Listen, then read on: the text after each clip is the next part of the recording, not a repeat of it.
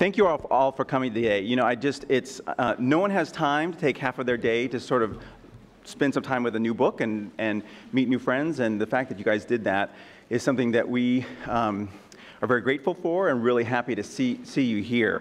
I'm just going to give you just a few opening remarks. I'm going to introduce my colleague Eric Belsky, who's going to continue that, and I'll introduce him as well.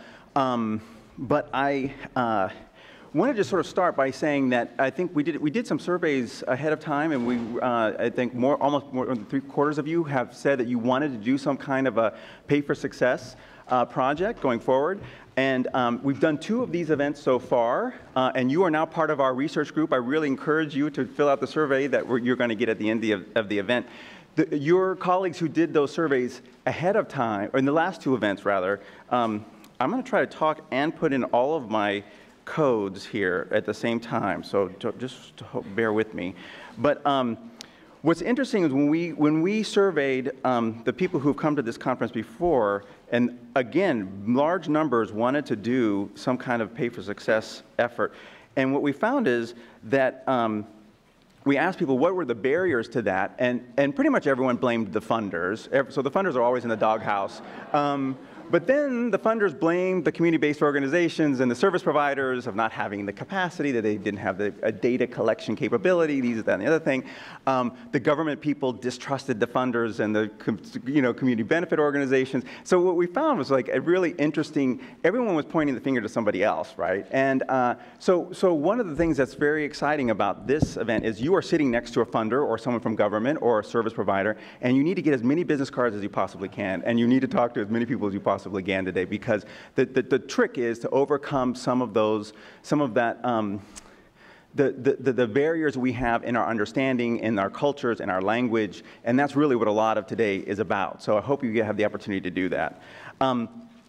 We are, normally we would have Anthony Bug-Levine here today, but he has just had a baby. So he's at home with his baby, and here is Exhibit A. This is what I was trying to get. That's the baby. And it's relevant. It's relevant to the book, in part, because even though the book has 80 authors and 500 pages and very technical writing in it about how you put a social impact bond together, or how you do a rate card, or how you do this, that, or the other thing, the motivating principle for the book is very simple, and it was really sort of crystallized both by this photograph and by our advisor, Len Syme. He's a UC Berkeley professor in social epidemiology, and the book is dedicated to him. And I'm just going to read this briefly.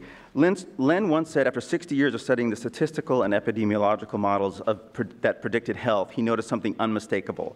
Healthy children had brighter eyes.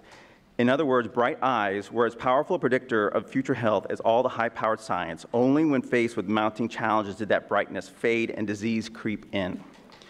This book is dedicated to the idea that all children are born with bright eyes, and that is the ultimate outcome, is keeping those eyes bright for a lifetime.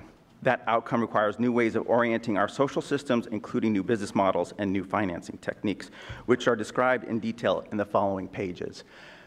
That's the motivation of the book. We want to make sure that baby stays bright-eyed, and all the other babies that are being born now stay bright-eyed for the rest of their lives. That's going to require us to think differently, to act differently, to do our work differently. So that's really what today is about. I'd like to introduce now my colleague, Eric Belsky, who will also give you some opening remarks. Eric, we were very fortunate to have Eric. So we stole Eric away from Harvard University. He was a professor there, and ran the Joint Center for Housing Studies. Those of you who are familiar with the community development world know that the State of the Nation's Housing was this sort of Bible that would come out every year, that we all spent a lot of time poring over as soon as it came out, and that was really Eric's project. And he's been a leader in our sector for 30 years. He is now the Director of Consumer and Community Affairs here at the Federal Reserve. He oversees some of our consumer compliance work. He also oversees our policy work and some of our research around community development. But what we're most jealous about is that he reports directly to Janet Yellen, who is brilliant and the second most powerful person on earth, and the most lovely person you'll ever meet in your life. So he gets a chance to talk with her all the time, so we're very jealous about that. But Eric, would you come on up and address the crowd. Thanks very much. Well, thank you, David, for that lovely sentiment. I think we share a deep admiration for the chair of the Federal Reserve, of the Board of Governors here in Washington, Janet Yellen. And I think also what a wonderful way to start a conference like this about the brightness in children's eyes and really keeping your eyes on a very important prize. And for me, it's a joy to be in a room full of people who have dedicated their careers and probably a good part of their personal lives to trying to improve Americans' lives in very positive ways in low and moderate income communities across the country.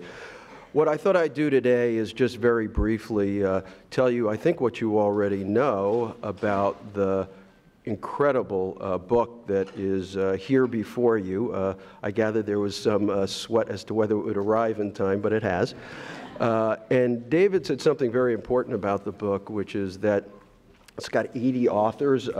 It would have taken me too long to count, so thank you for doing that for me. I mean, it's really a remarkable collection of leaders across a very wide range of different kinds of activities that support communities and individuals. And to see all that together in a book in this way, to me, is just very gratifying. When you actually have an opportunity to read through the book, it's very comprehensive. It's very well done. It's very well organized. It's very well summarized by a speaker. I think we'll be doing some summarization, Andrea Levere, later today. It's just really a great contribution.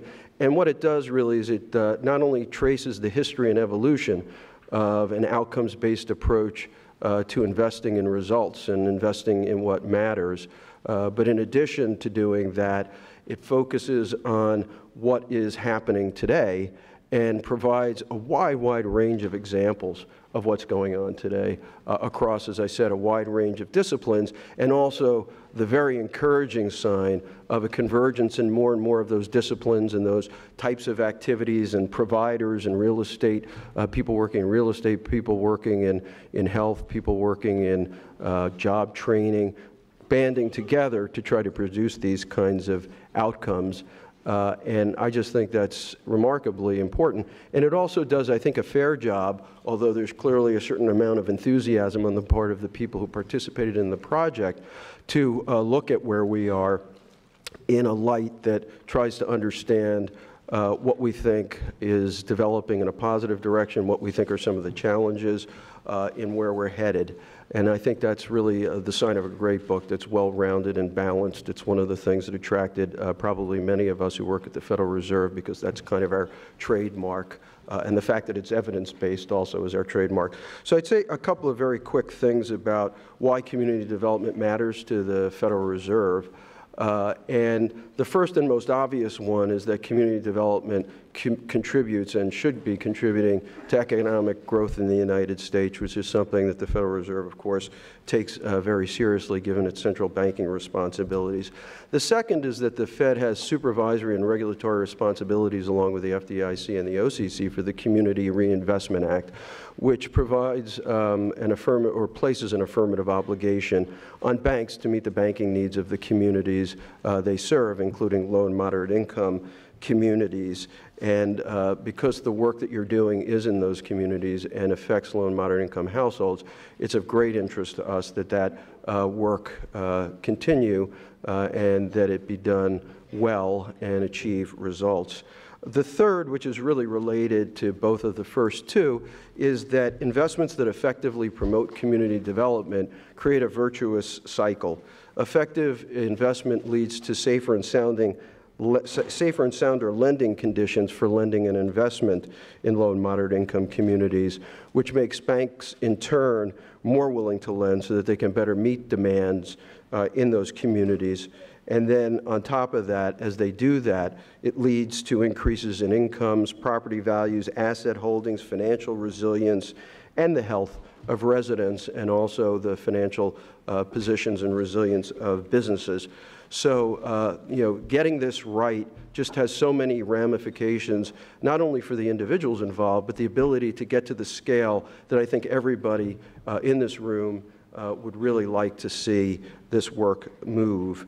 A couple of views I'm going to express about where we are in the outcomes-based approach are my own. This is something I didn't have to do when I was at Harvard University, but these are my views and not those of the Board of Governors of the Federal Reserve.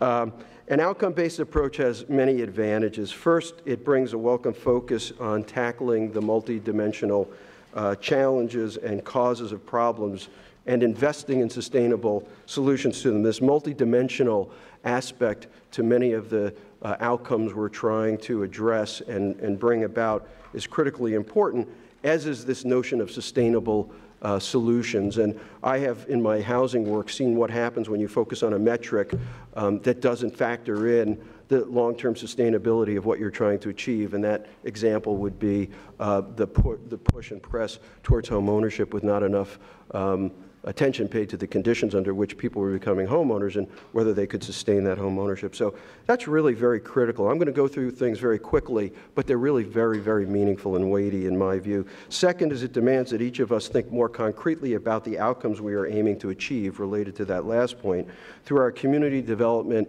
and health and human services work. Third, it involves measuring outcomes to test the effectiveness of different strategies and scaling those that produce demonstrable results. This is essential to assessing what does and does not work.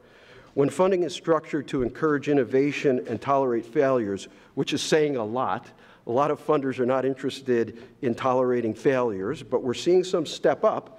It drives evolutionary improvements in our ability to intervene successfully and efficiently to solve problems. And where we're seeing solutions that encourage us, and some funding models are around, of course, all discussed in the book, funding competitions and challenges that reward the most successful approaches to achieving an outcome. That's well suited to encouraging that and recognizing that some of these things may not only not be as effective as others, but may not actually promote the ultimate goal they were aiming to promote. And equally important, when an approach is worthy of scaling, it's clearer because its efficacy has been validated through the whole process, and that can be scaled through a whole series of funding models that there's a lot of debate and discussion, as you probably all know in the room, around pay for success.